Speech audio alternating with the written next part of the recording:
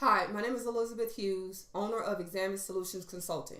We teach you how to create multiple streams of income. We teach you how to have more than one source of income that will help you get over whatever this recession is, help you get through it, help you be able to maneuver and take care of your family and your lifestyle so that you can have some type of balance. So what we're looking at is we're looking at qpublic.net. I'm already logged into my account. What we're going to do is we're going to look up some property, and I want to show you how to start getting into real estate. I promised you that I would show you how to start getting into real estate, but first I need to show you where you start to look. If you want to drive your neighborhood and you already see a property that you want to take a look at, then by all means take a look at it. But this is a site that I want everyone to know about and to start using this as a tool to start looking up foreclosures, any quick claim deeds, any I'll show you once we get inside of here. This is called qpublic.net. Create you a free account. And then, of course, if you want to, upgrade, then, of course, you do any upgrades that you want. But for the sake of this video, I've already logged into my account. What you do is we will look at a state, and these are all the states. And so we are going to, we're going to choose Kentucky. And then, of course, you look for the county in the city area. We're going to look up Fayette County. So when you click on this, you'll look up your actual county or the one that you want to view. So we're going to do a property search. If you want to look at the map, by all means, look at the map. But we're going to get straight into it. And I'm going to show you how to start looking up properties tonight. So we're going to do a property search. So if you don't know the owner's name, you don't know the address, you don't know the parcel number and any legal information, nor do you know the neighborhood, then the best thing for you to do is look across the top and start opening some of these up so you can become familiar with what this actually is. So what I want to do is, I won't show you the map. What we're going to do is we're going to go straight to the list. You need to know where the list is, and then you select your year on the list, the one you want to view. If you want to go back to 2021 and start just pondering and looking up different properties, you can do that. Since we are in 2023, we can look up in February because we are in the month of February, or we can go back to January. I'm going to do February.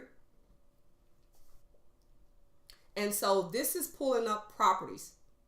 This is pulling up properties which are residential properties. These are farms, all of them are not farms, but some of them are. This is just telling us these are residential properties. And of course, if you look at it, once I start to show you some other little things in this site, you'll start to see that this will change to maybe quick claim deed. It may change to something else, and I'll show you. It might say commercial, because certain properties that may be up for foreclosure are also commercial real estate property. So the best way for me to actually explain this to you is to start across the top and explain this to you. A partial number is a number or an ID, basically like it's a social security number attached to a home, an apartment, you name it. It's just like we have a social security number. Each home has a partial number. So a partial number, for you to be able to look it up, if you go to your county clerk's office and you need to look up a property, if you're driving down the street and you see a property, you grab the address and you go down to your county clerk's office and you go in there and you tell them, I want to look up on the computer in the deed book and I want to look up this particular property. They're going to ask you, do you know the partial number? And if you don't know the partial number, then of course they can let you in on the computer, and it's free. You can look it up. If you go to the county clerk's office, you can look that information up. But if you want to print off pages that are related to that property, they charge a fee. In every county and every state charges a different fee. So just so we can clear that portion of it up, you can do this going right downtown. If you find a property that you're riding down the street and you know the address. So a lot of times they ask you what the partial number is. And once you have that partial number, you can look up the deed book number and the deed page to find more information about that property if you go to the clerk's office. So a parcel number is what we're going to be focused on, and I'll show you and explain why we're going to be focused on that. This is the address. This is the sale date. This is the sale price, what it was sold for. This is an arm's length transaction, meaning that if it says because sometimes these terminology will change. It may say, you see where it says facilitated organization. So someone facilitated this transaction or this sale of this particular property. Arm's length transaction, you are not related to the person who you purchased this property from. So they basically purchased it from, free and clear without any connection. And the reason why I say that is because you may see the term that says close relative transaction. So close relative means that if you have a property, you can transfer that property into your relative's name and those taxes and all that information into that relative's name. So you will see that some of those terms change. An annual twice sold property, was sold twice within the year. So it means it was sold 2 times in the same year. So a lot of these terms may change. So that's why I'm kind of pointing this out to you if you come to not understanding what this stuff mean. The acre, how much land does this home actually set on, the square footage, square acreage. That's basically what that is. The partial class, it could be residential, it could be farm, it can be commercial. So this term also changes. So you just pay attention to that. Tax district and zoning kind of go together to me. Tax district is depending on what amount of taxes you'll pay for that particular area. So you see where it says tax district 4 and 1 and 5 and 2. So that means maybe depending on your state or your county, if zone 1 or zone A may be a lower income area of your neighborhood, that is why they number it this way. So if you live in a much higher tax bracket or residential area and luxury area, suburban area, then of course the district number and zoning will be different. So that's the best way that I can actually explain what the tax district means. When it comes to the year, we all know what year a home was built. We were born a certain time. So of course this is what this means. And I'm explaining these things to you simply because I understand that some people are new. They are newbies, don't know everything. And I'm teaching in a way that I'm realizing that everyone is learning this fresh information, new and from scratch. So if you're more advanced, then of course you can, talk to me about that. But otherwise, I'm just going to give it to you in a much more simple way of explaining it. Square footage, this is the square footage of this particular home or these homes. And then this is the neighborhood. And then the zoning, like I said, is more like these two kind of mesh together for me. So if this is a high density apartment area, this is a residential, single family residential. This is farm, that means it's agricultural. So this tells you, these terms will actually change. So expanded area residential. So all of these things will change. So I don't want you to get stuck on what these terms mean. Just always be looking out for them. So when you're looking up some property, you know what it actually means. Do your due diligence. Always seek legal advice. And so that's what I always explain to people. Another thing that I want to explain and break down is about this actual site is if you click on the gray part, not the partial. If you click on the gray part, it's going to tell you what the face value of the property is. So you see where it says the face value, that means This is what they say the home values. Fair market value of this home is $112,000. So what it was actually sold for, it was sold for $151,000. So of course they sold it, at a pretty decent amount. And so you want to look at that. You want to click on the gray portion, not the number, and I'll show you why. So every time you click on the gray portion, you will get to see what the actual value of the home was and what it was sold for, or what the sale price is. So just kind of be looking at that. So another thing that I want to kind of point out, you can click on this and you can blow up the home. You can make it, enlarge it. You can enlarge the home so that you can see it much bigger. And we will pull that up so you can actually see what the residence look like. And so once you click on it, this gives you a snapshot of the actual property. And so the assessment notice, if you click on the assessment notice, it's going to tell you more about the property.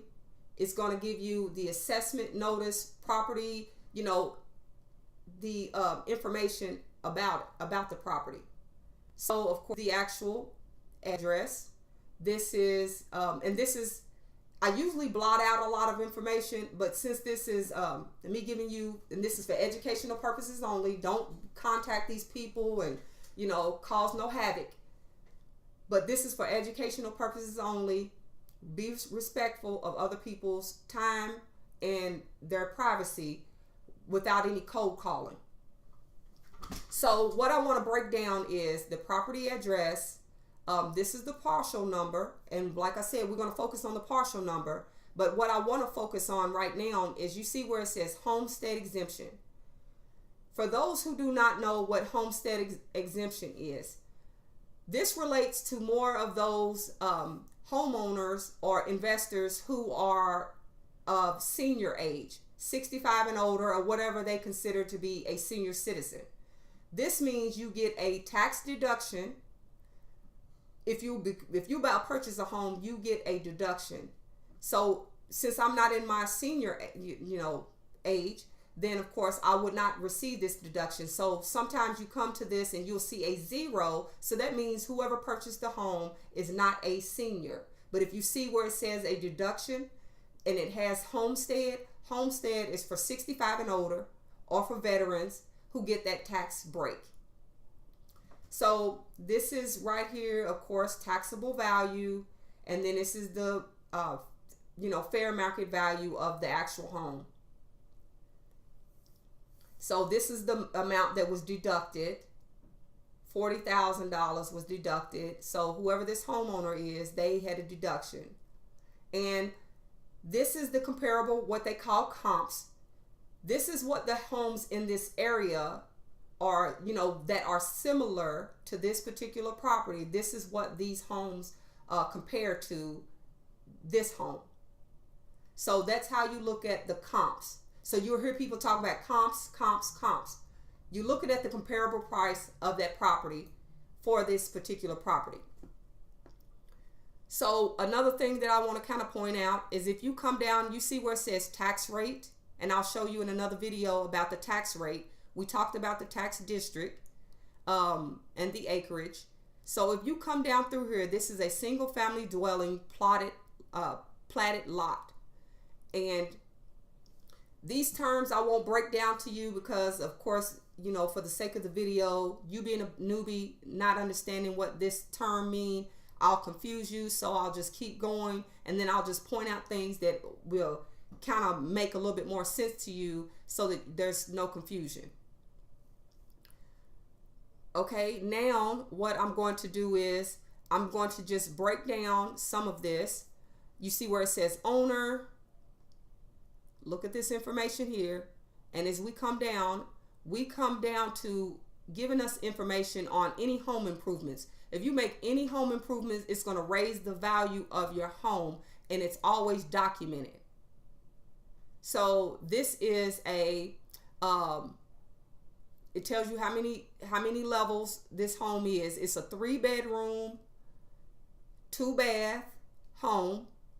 It tells you about the frame walls, single family. It was built in 1948. The square footage. It does not have a basement. So you want to learn these things so when you start purchasing property, you can look at the paperwork and the documents. So this will kind of help you determine on how you set your price if you purchase properties of this nature.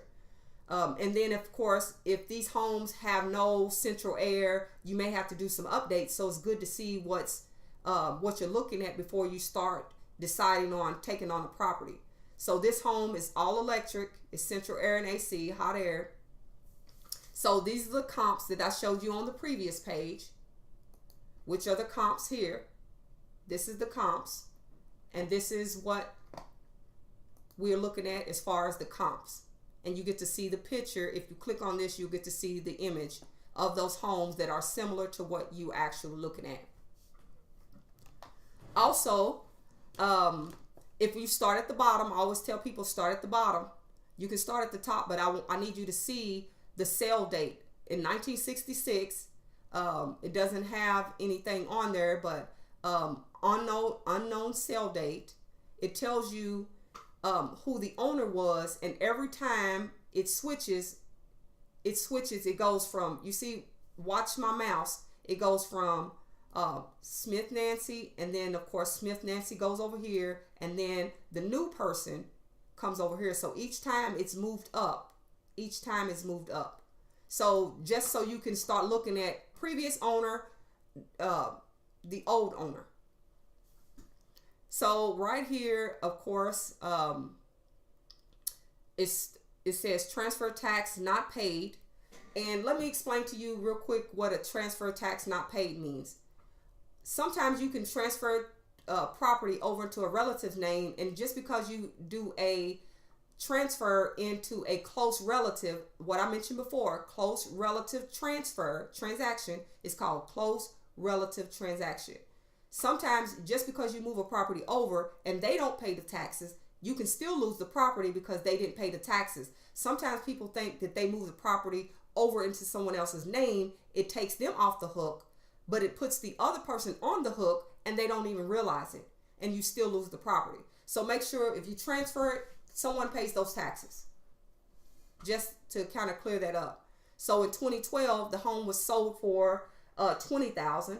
Then in 2012, again, it was $44,500, and it says less than 40 consideration. So that means they took that price, which more than likely they really didn't want to consider taking that actual price. They didn't really they wanted more, less than the 40,000. So less than what they actually wanted. So not less than the 40,000. I don't mean to be confusing. Less than what they actually was expecting to get it. So sometimes when you go to a courthouse or you go to some type of, buying property, sometimes they already have a set price. A bank has a set price, or the courthouse has a set price.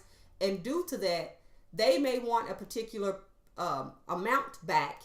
And if they don't receive it, they have to consider whether or not they want to let it go for that amount. So I'm hoping that makes it a little bit more clear to give you a better understanding. So change transferred sale in 2013, it was the sale price was $157,000, and then of course in 2023 the price went up because there were home improvements, as we actually saw. So right here the fair cash value is it stayed the same for a while until 2021, and so maybe there was some home improvements. It made the value go up. So the taxable value, so they're going to actually tax the value based on that. But I won't get into a lot of that because I don't want to confuse those who are not ready for that yet. So tax exempt, like I said, tax exempt was the homestead for any senior and over. A senior citizen or veteran, a lot of times the military individuals, they get those tax breaks. So that's how you actually read that. So if we look at the map, so let's go to the map. Give it time to boost, boot up, and then I'll explain to you exactly what this is. So what we're looking at, if you can look at the bottom, this is the partial number. We clicked on that.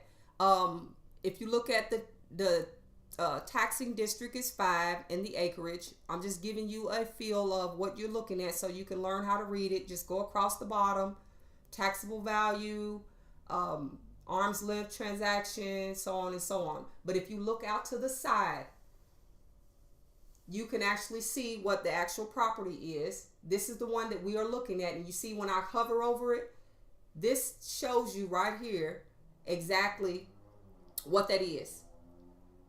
So you can do each one, and this is what they call the partial or the lot. Each one of these are considered to be, the lot that the home sits on. The home actually sits on this lot or plat, P-L-A-T-T. So you can just scroll and look at a lot of these homes. We won't do that for the sake of the video, but I want to use the one that we actually looked at. So this is the one that we actually have in question. But before we go there, I want you to look over here off to the side. You see where it says all of these different things. So say for instance, you want to look up if there's any lakes. If you want to look up, it did have school districts. Let me see if it's neighborhood. Yeah, like bus routes. If you want to know if there's any bus routes, here it is. It's new on here.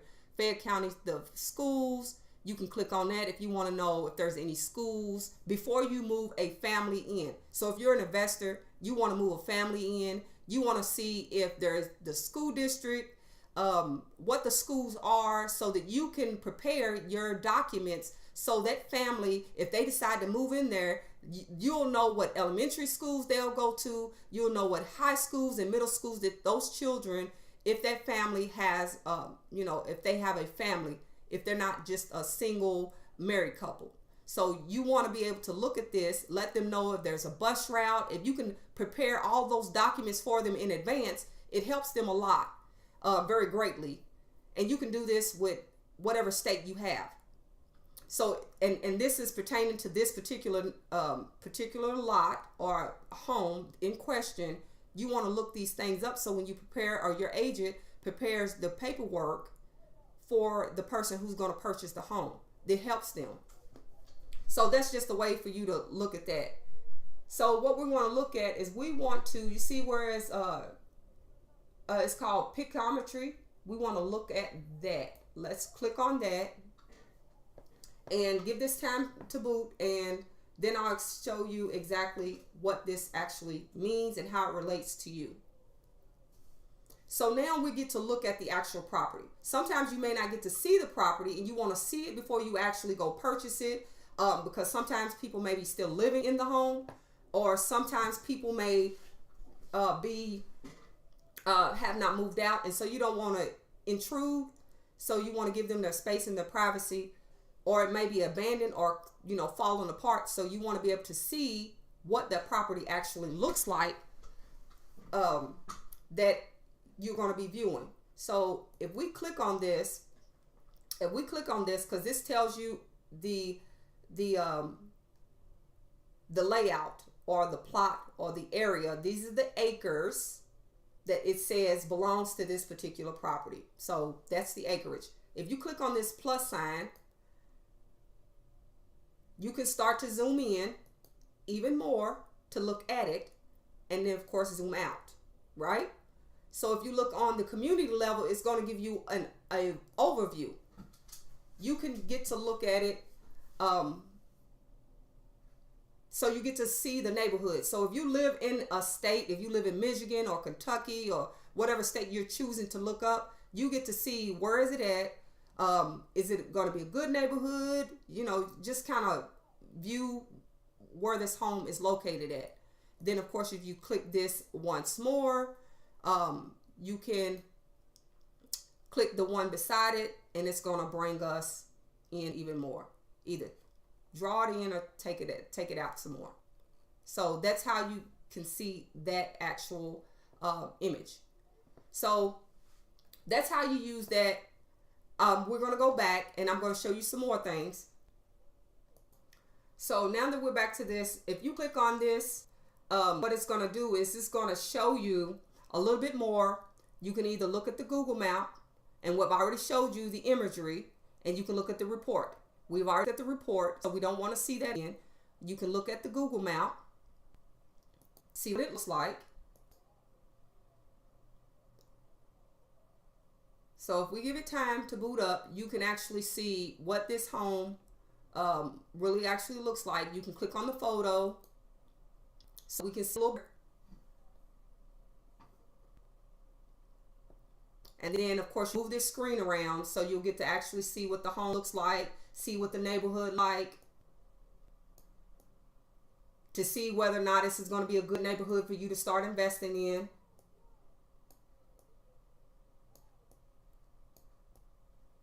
See what the rest of the homes look like. You can go down the street, of course, you know, to get a better feel of what the rest of the neighborhood starts to look like. So I'm just trying to show you some different ways to start looking at property so that you can start being familiar with buying real estate. So that's basically how you look at that. So this is what this actually does if you click on it. So now what I want to do is I want to grab this particular address. So I want to show you another way to look up the address. We're going to copy it. Then we're going to go to the Google map.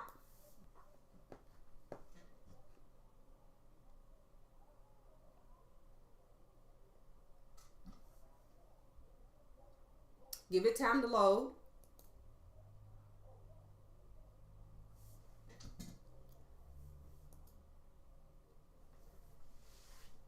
Sometimes it loads a little slow, so you just got to give it a little bit of time.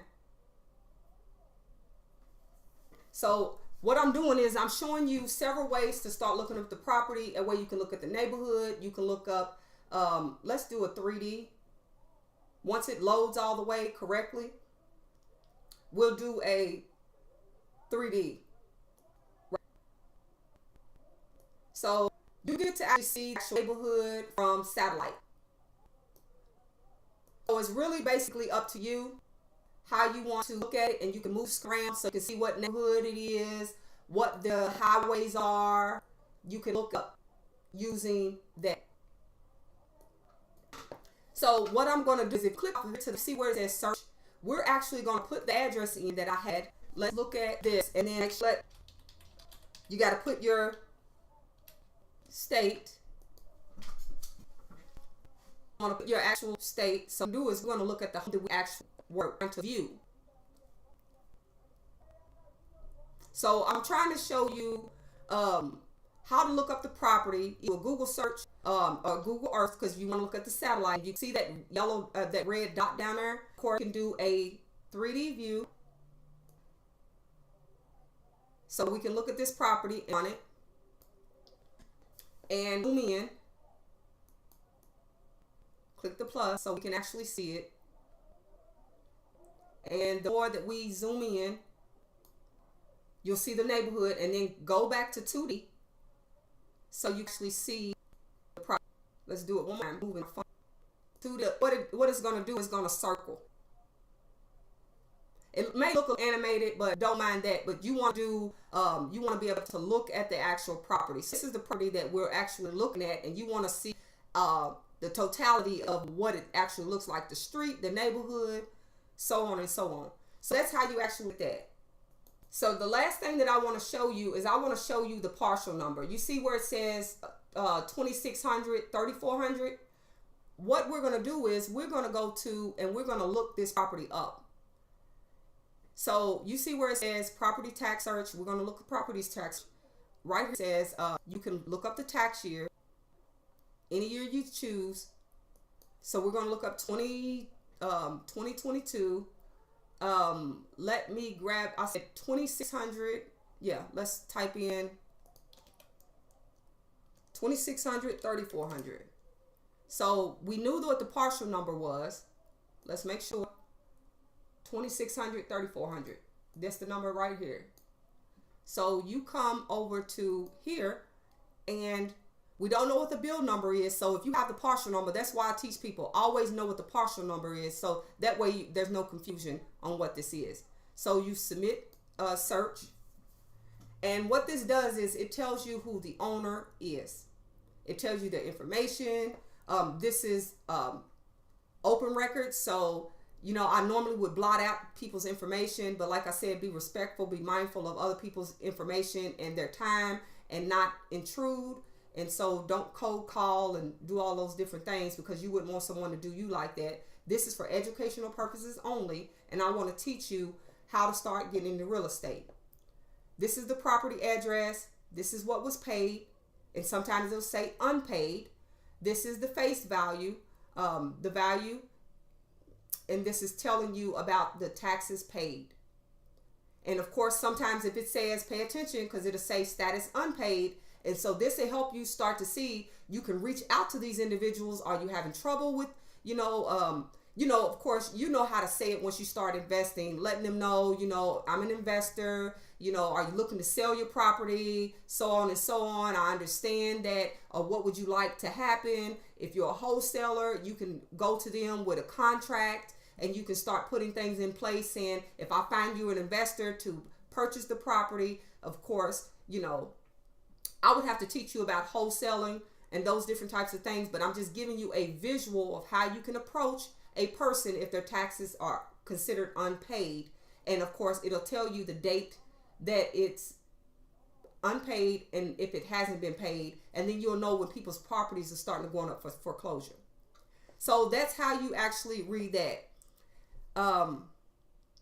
This right here, what I want to do is I want to just back up one. Let me hold on one second. I backed up one screen. What I did was on this screen, and then I just backed up one. So just know how to do it. You remember when I was telling you about zones and tax district? You see where the tax rate, you want to click on this. You can tangible personal property tax rate. That's more related to like, the schools, and I'll show it to you just for the video, but the real property tax rate, you want to see what the tax rate is. Say for instance, you live in Florida, but you want to buy properties in Kentucky. You want to know what those tax rates are for that state.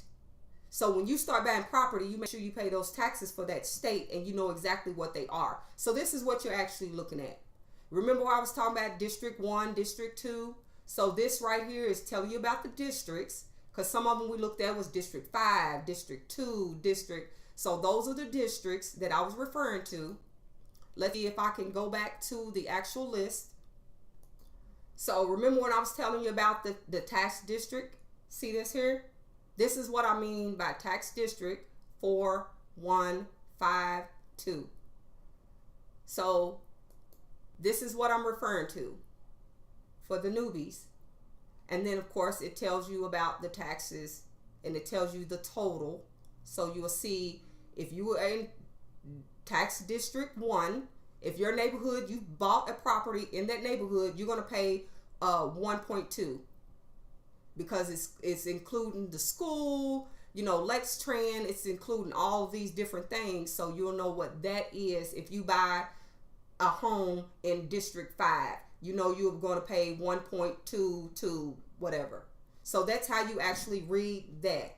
So I'm hoping that makes it makes more sense to some people. And then of course, this right here is, the tangible property tax rate. Just so you know what that actual other link is. So those are the two things that I actually wanted to kind of point out for those who don't know anything about buying property, want to start getting into real estate. You can do this for any state. And that's why I've showed you, how you can actually go here and start looking up properties. And you can do this in any actual state that you're residing in. And I'll go back to the actual home page just so you can see. So I want to thank you for watching. This is where we started. And I'm hoping you take notes, start looking at properties, and if you want to know more and you want a little bit more detail and you want help, then of course my name is Elizabeth Hughes, owner of Examine Solutions Consulting, and I'm hoping this helps someone start getting into real estate and start at least looking up properties. So of course there's more for you to learn about getting into real estate, because like I said, I have other videos where I can show you, and we can do a class that can actually help you start finding properties for $1. You demo those properties, or we can look for vacant properties, or we can look for abandoned properties. So those homes are a lot more cheaper, or we can look up different auctions. So thank you for watching this video. I'll end this video, but I'm hoping you take notes, go back and replay this, go back and look at this again. Of course, I'm hoping you can grasp what I'm teaching you, but this is just one step of me teaching you how to create more than one source of income. The next video, I'll teach you a little bit more and more about purchasing property, and I'll show you other ways and other methods to start getting into real estate. Thank you for watching this video.